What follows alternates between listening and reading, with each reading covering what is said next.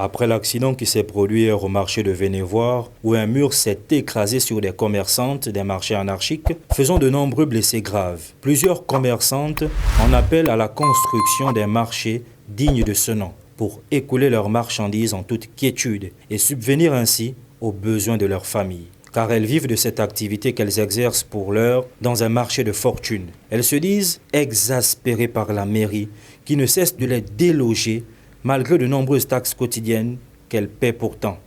Partout, ce sont des Libanais qui font les marchés. Et les prix sont coûteux. On va te dire que de là et là, tu dois payer 50 000. Mais jamais d'abord combien pour que je paie 50 000.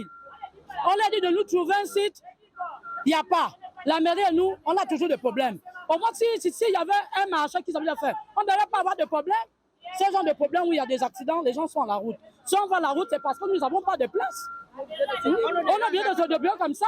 Avant, on disait que les femmes gabonaises ne veulent pas se débrouiller. Aujourd'hui, les gens veulent se débrouiller, mais on a toujours des problèmes parce qu'on n'a pas une place qu'il faut vendre. Les commerçants veulent qu'on nous trouve un endroit là où on peut faire le marché. Au moment là où il n'y a pas le marché, on a besoin d'être à la route. Même s'il y a les accidents, on va encore faire comment? On fait ça, c'est pour vivre. Nous ne pouvons pas quitter à la route parce que nous n'avons pas de marché. Monsieur le Président, on vous supplie, tous les commerçants vous supplient de nous trouver un marché sur lequel nous pouvons faire le commerce.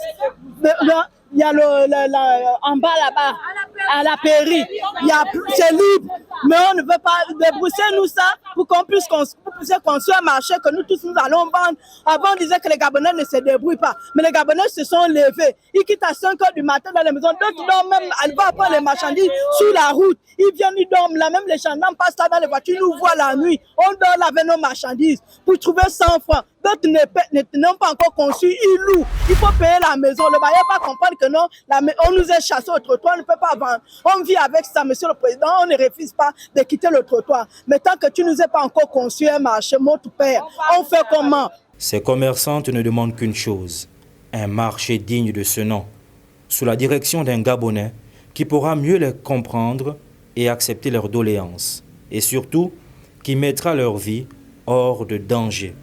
Car absolument rien ne vaut la vie.